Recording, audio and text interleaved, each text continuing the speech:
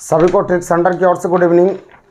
चलिए सवाल को हल करते हैं। TRN के 22 यानी 22वां कोड है, इसको ध्यान से आप देखिएगा। TRN के 22 सवाल नंबर 1 से चलते हैं और सवाल को बनाते हैं। TRN के 22 नंबर कोड कहता है, पहला नंबर सवाल कहता है यदि किसी संख्या को 5 गुना किया जाए तो उस संख्या में कितने प्रतिशत की वृद्धि हो जाएगी। कुछ नहीं करना, 5 गुना किया जाए तो 5 गुना करना मतलब होता है 400% की वृद्धि। हम आपको सिखाए, जो नहीं जानते ध्यान से देखिएगा। 5 गुना करना मतलब 4 गुना की वृद्धि। जैसे हम बताए थे आपको कि ये पेन को 5 गुना करना है, मतलब क्या 4 पेन इस पर चाहिए तब तो 5 गुना होगा। 5 गुना हो गया मतलब 4 पेन की ज़रूरत पड़ेगा। 8 गुना हो गया तो 7 पेन की ज़रूरत पड़ेगा, क्योंकि 1 पेन पहले से रहता है। तो 5 गुना होना मतलब 4 पेन की ज़रूरत पड़ेगा। 4 पेन मतलब 400%। 5 गुना मतलब 400%, 8 गुना मतलब 700%, 9 गुना मतलब 800%, 6 गुना मतलब 500%। यानी कहने का मतलब 1 कम कर दीजिएगा, आपका प्रतिशत चल जाएगा। तो यहाँ पर बोला यदि किसी संख्या को 5 गुना किया जाए तो उस संख्या में कितने % की वृद्धि हो जाएगी। 400% आंसर हो गया और कुछ नहीं करना, आंसर बनेगा। पहला का आंसर ये हो गया।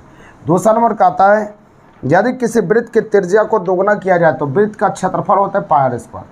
तो त्रिज्या को दोगुना किया जाए, इसको दोगुना करते हैं तो 2 यहाँ लिख दिए, 2 की स्क्वायर हो जाएगा। 2 की स्क्वायर कितना होगा, 4 गुनी। 4 गुनी हो गया, बस ये 4 गुनी हो गया। 4 गुनी मतलब कितना हो, 300%। सूत्र जो जानते हैं वो सूत्र लिख लीजिए। उसको जितना गुना कहेगा, जिसको करने के लिए उसको गुना कर लीजिए, उसके प्रतिशत सिर्फ 1 कम करके कर दीजिए, आपका आंसर हो जाएगा। तीसरा नंबर सवाल कहता है यदि किसी बेलन की ऊंचाई को 6 गुना किया जाए तो उस बेलन के आयतन में कितने % की वृद्धि हो। बेलन का आयतन पाई r स्क्वायर h, ऊंचाई ये होता है। तो ऊंचाई को 6 गुना, एक ही है तो 6 गुनी हो गया। 6 गुनी मतलब कितना, 500%। यही 500% की वृद्धि हो गया, आंसर हो गया। इतना ही काम करना, आंसर हो गया, 500% हो गया। चलिए अगले सवाल की ओर बढ़ते हैं। सवाल नंबर 4 की ओर आइए। आप सिर्फ देखते रहिए, सवाल को समझ में आते रहेगा, सिर्फ देखना है।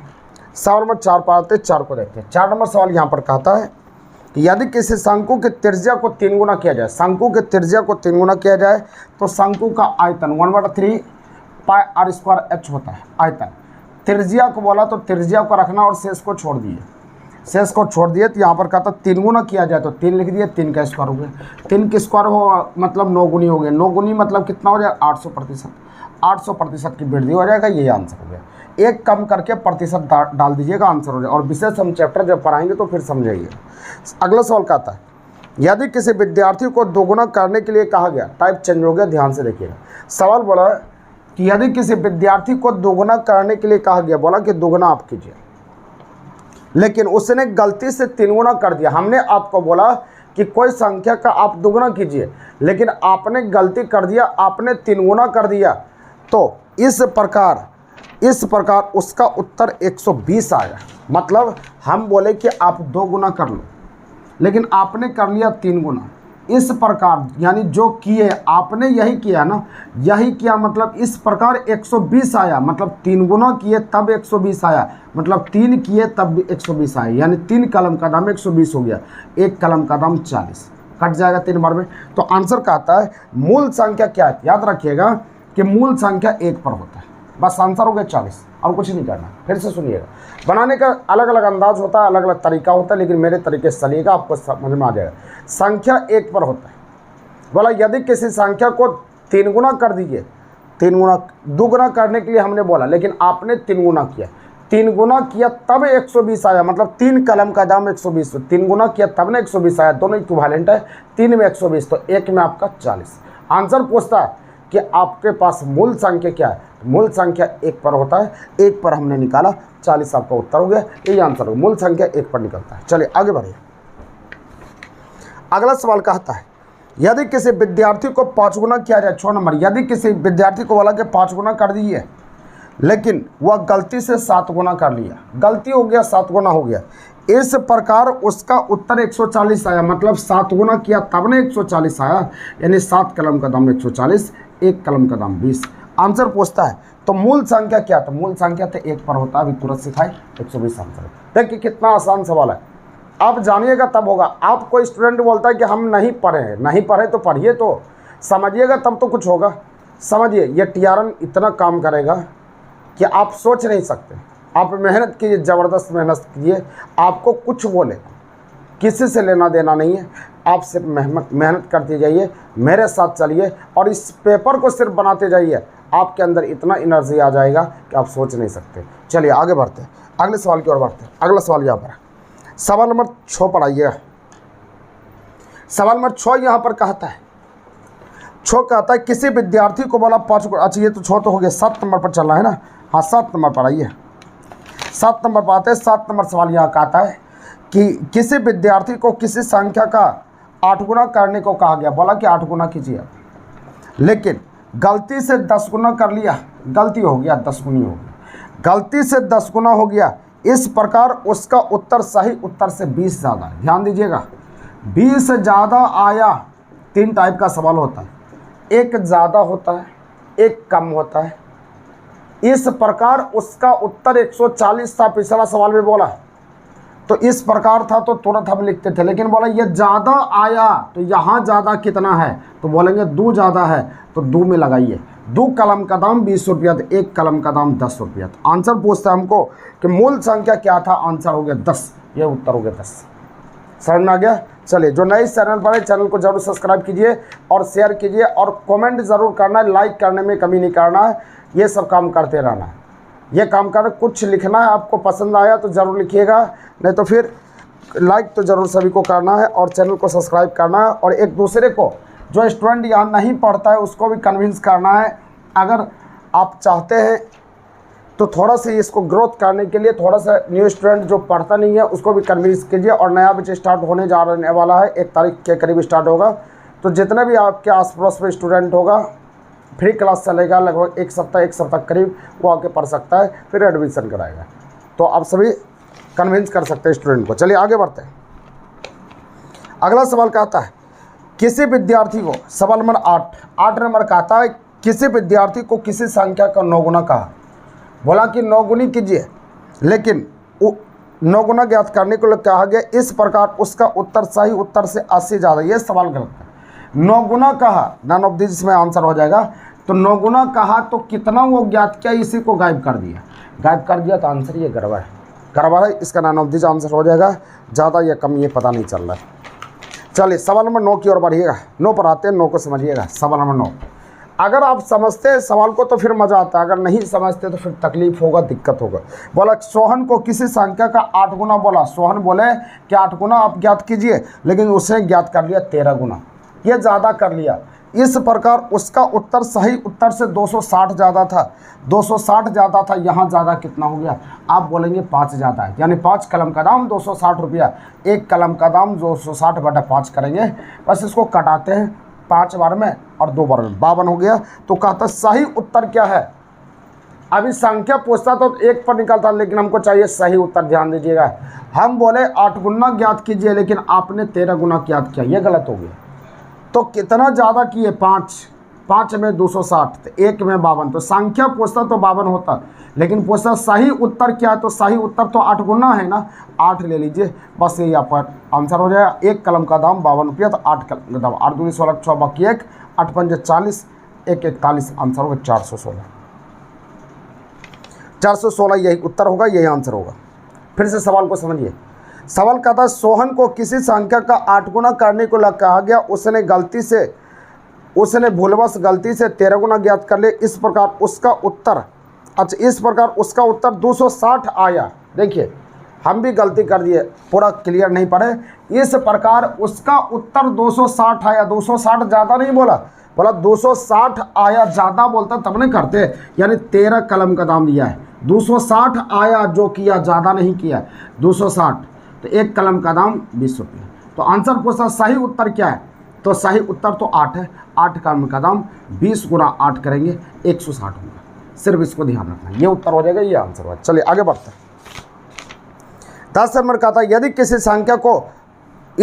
किसी विद्यार्थी को बोला 3 गुना करने के लिए, उसने गलती से 5 गुना कर दिया। इस प्रकार उसका उत्तर 250 आया। तो सही उत्तर क्या है, इसका आंसर देंगे आप, लेकिन 1 बना देते हैं, उसके बाद फिर आपको आंसर देना। बोला कि 3 गुनी किया गया, लेकिन आपने 5 गुनी कर दिया। इस प्रकार उसका उत्तर 250 आया। मतलब किस प्रकार जो आपने गलत किया, ये सही था, ये गलत था। यानी 5 किया तब 250 आया, तब 1 में हम चलेंगे, ये 50 आया। तो कहता है आपको कि सही उत्तर क्या है, तो सही उत्तर तो 3 गुना था, तो 3 कलम का दाम हो जाएगा 50 गुना 3 बराबर 150। ये उत्तर हो, ये आंसर हो। अगला सवाल 11 का था, यदि किसी विद्यार्थी को किसी संख्या का 5 गुना ज्ञात करने को लिए कहा गया, उसने गलती से 7 गुना कर लिया, इस प्रकार उसका उत्तर सही उत्तर से 40 ज़्यादा आया, तो इसका आंसर आपको देना है। कमेंट बॉक्स में सबको बना के देंगे कि आपका आंसर क्या आता है। अगले सवाल की ओर आते हैं, सवाल नंबर 12 पर आइए, 12 को बनाते हैं। सवाल नंबर 12 क्या कहता है? सवाल नंबर 12 पर आइएगा, 12 को देखिएगा। 12 नंबर का आता है 345, इस पर पावर है 654 गुना 8329, इस पर पावर है 654, फिर गुना है 8321, इस पर पावर है 654। तो इकाई अंक क्या होगा पूछता है। कुछ नहीं करना, 5 पर पावर कुछ भी रहे, इकाई इसको बोलते हैं। यानी पहला अंक आपको ज्ञात करना, 5 है तो 5 उत्तर होगा, इकाई अंक इसका 5 होगा, पावर कुछ रहे। 9 है, सम है पावर, सम है तो 1 होगा, विषम है तो 9 है, याद रखिएगा 9 का नियम, सम होगा पावर तो 1 होगा, और विषम होगा पावर तो आपका 9 होगा। पावर तो सम है, 1 होगी। ये सब नियम हम पढ़ाते हैं, अगर इसका वीडियो बना के भेजेंगे आपको। 1 के लिए 1 होगा, बस इसको सिर्फ गुना कर लीजिए, आपका आंसर होगा। ये उत्तर 5 हो जाएगा। इतना ही काम करना, आंसर हो जाएगा। आज टेस्ट में भी ये सवाल आया था 13 नंबर। सवाल कहा था, यदि अंग्रेजी वर्णमाला में डी और पी के मध्य में कौन सा अक्षर, कहा था डी और पी के मध्य में कौन सा अक्षर होगा, ये कह रहा है डी और पी के मध्य में कौन सा अक्षर होगा। तो मध्य वाला सवाल में कुछ नहीं करना, डी और पी। डी का नंबर 4, पी का नंबर 16। मध्य बोलेगा, दोनों को जोड़ के 2 से डिवाइड कीजिए, तो होगा 20/2 10 10वां लेटर से, यही उत्तर होगा, यही आंसर होगा। इतने काम करना, मध्य वाला सिर्फ जोड़ के 2 से डिवाइड करना। ई और वाई के बीच में कौन सा अक्षर होगा, ई का नंबर 5, वाई का नंबर 25, दोनों को जोड़ के 2 से डिवाइड कर लीजिए, तो ये 30/2 15, 15वां लेटर ओ होता है, यही आंसर होगा। इतने काम करना। अगला सवाल है 15, ई और टी के बीच में कौन सा अक्षर होगा, ई और टी। अंग्रेजी वर्णमाला में ई और टी के बीच में कौन सा अक्षर होगा, 15 नंबर सवाल कहता है ई और टी। ई का नंबर 5, टी का नंबर 20, बीच में नहीं काटेगा, नहीं काटेगा तो यहाँ हो जाएगा 25/2, नहीं काटेगा, नहीं काटेगा तो लिखेंगे ज्ञात नहीं कर सकते, आंकड़े अधूरा है, ज्ञात नहीं कर सकते, ये ज्ञात नहीं होगा, ये ज्ञात नहीं होगा, यही आंसर होगा। लेकिन ऑप्शन में नहीं है कुछ है, तो यहाँ पर ज्ञात नहीं कर सकते, आंसर होगा ई और टी के बीच में कौन सा अक्षर होगा, ज्ञात नहीं कर सकते। सवाल नंबर 16, जे और वाई के बीच में कितने अक्षर होंगे, ये टाइप चेंज हो गया। सवाल का था जे और वाई के बीच में कितने अक्षर होंगे, ध्यान दीजिएगा, जे और वाई के बीच में कितने अक्षर होंगे, इसको बनाना है।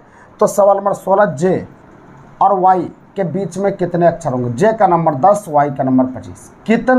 कितना के लिए पूछेगा तो बस बड़ा में छोटा को एक बढ़ा के घटा लेना, तो 11 घट जाएगा, तो ये आपका 14 होगा, 14 अक्षर होगा, यही आंसर। जे और वाई के बीच में 14 अक्षर होगा, ये उत्तर हो जाएगा। सिर्फ नंबर लिख के एक बढ़ा के घटा लीजिए, आपका आंसर हो जाएगा, ये उत्तर होगा। अगला सवाल है 17 नंबर बोलता, आई और क्यू के बीच में कितने अक्षर होंगे। कितना के नाम लिया तो ये 9, ये 17, एक बढ़ा के घटा लीजिए, आपका आंसर 7 होगा, ये उत्तर हो गया, 7 आंसर होगा। आगे बढ़िएगा। अगला सवाल का था, अंग्रेजी वर्णमाला में बाएं से 18वां और बाएं से 11वें अक्षर के बीच में कितने अक्षर होंगे, और बहुत आसान कर दिया। बाएं से 18वां सवाल बोला, बाएं से 18वां, 18 नंबर, बाएं से 18वें अक्षर तथा बाएं से 11वें अक्षर के बीच में कितने अक्षर होंगे, कुछ नहीं करना, बड़ा में छोटा को बढ़ा के घटा लिए, 12 घटेगा 6, आंसर होगा, ये उत्तर होगा। 19 नंबर का था, अंग्रेजी वर्णमाला में दाएं छोर से 25वां और दाएं छोर से 10वां, कुछ नहीं करना, दाएं छोर से 25वां और दाएं छोर से 10वां दोनों सेम जाता है, तो कुछ करने की ज़रूरत नहीं है, बस सेम जाता है तो 11 इसमें घटा लीजिए, यहाँ पर हो जाएगा 4, यहाँ पर 1, 14 आपका आंसर होगा, ये उत्तर होगा 14। सिर्फ कितना कहेगा तो एक बढ़ा के घटाइएगा, बीच में कौन होगा दोनों को जोड़ के डिवाइड करना है आपको, यही आंसर होगा। अगला सवाल की ओर बढ़ते हैं। सवाल नंबर 20 का आता है, 20 नंबर यहाँ का आता है, यदि किसी घड़ी में 5:25 हो रहे तो घंटे और मिनट की सुई के बीच कितने डिग्री कोण होगा। 5:25 सोचिए, सपोज कीजिए कि दोनों कांटा लगभग 5 पर रहेगा, 5:25 में सोचिए, दिमाग लगे, कांटा दोनों 5 पर रहेगा, तब तो 5:25 होगा। तो 5 पर जिसमें दोनों कांटा लगभग एक ही डिजिट पर होगा तो कुछ नहीं करना, सिर्फ डिजिट को ये मिनट का हाफ कर लीजिए तो 12.5 डिग्री आंसर हो गया।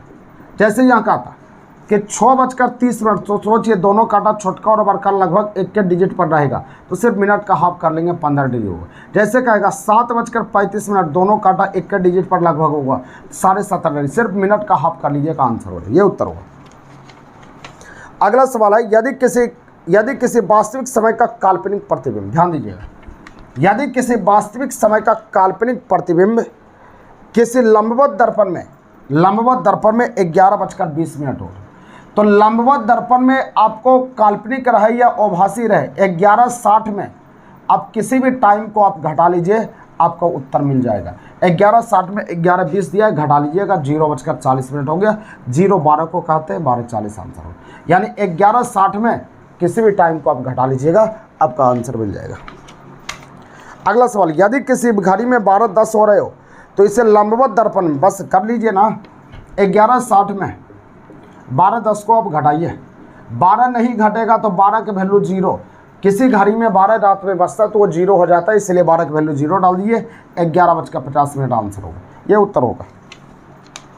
यदि किसी घड़ी में 10:20 हो रहे हो तो इसे 36 दर्पण में, लंबवत दर्पण में 11:60 में घटाइएगा, 36 दर्पण में 18:30 में घटता है। 36 दर्पण जब रहेगा 18:30 में आप घटा लीजिए, देखिए 36 दर्पण 23 नंबर, तो 23 नंबर 18:30 में आप घटा लीजिए 10:20 को, 10:20 को घटाएंगे ये 10 होगा, यानी 8:10 आंसर होगा, ये उत्तर होगा 8:10। अगला सवाल है 24 नंबर, यदि किसी घड़ी में 5:20 हो रहे तो जल प्रतिबिंब के लिए भी 18:30 में घटाना। 3 चीज़ याद रखना है, 3 चीज़ आपको याद रखना है, लंबवत दर्पण में 11:60, 36 दर्पण में 18:30, जल दर्पण में 18:30, बस घटाना और कुछ नहीं करना। यह 10 हो जाएगा, ये 13:10 मतलब 1:10 आपका आंसर 1:10, ये आंसर 1:10। अगला सवाल क्या था, यदि किसी घड़ी में 10:10 हो रहे हो तो जल दर्पण 10:10 हो रहे हो तो 18:30 में घटा लो, 18:30 में 10:10 को घटाते हैं, यह 20 हो जाएगा, यह 8:20 हो गए। लेकिन याद रहे जल दर्पण में एक चीज़ होता है कि अगर आपका रिजल्ट नहीं मिलता है, इसका रिजल्ट 1 घंटा आगे या 1 घंटा पीछे भी होता है। तो यहाँ पर 8:10 आया तो इसका रिजल्ट सिर्फ जल दर्पण में 8:20 आंसर नहीं है, तो ऑप्शन में आपका 9:20 है तो 9:20 सही चलेगा। अगर ये भी नहीं रहता, 9:20 नहीं रहता तो इसका आंसर 7:20 भी होता। जो चैप्टर पढ़ा थी ये क्लियर किए हुए हैं, नहीं तो तत्काल अभी याद रख लीजिए। अगला सवाल है, यदि किसी घड़ी में 10:40 हो रहे तो प्रतिबिंब में कितना समय होगा, इसका सभी को कमेंट बॉक्स में आंसर देंगे कि आपका आंसर क्या होता है। आपको उम्मीद करते हैं कि आपको समझ में आ चुका होगा। नेक्स्ट वीडियो के साथ अभी तुरंत कुछ देर के बाद आप मिलते हैं, यानी कल मिलते हैं। तब तक के लिए ट्रिक सेंटर की ओर से जय हिंद।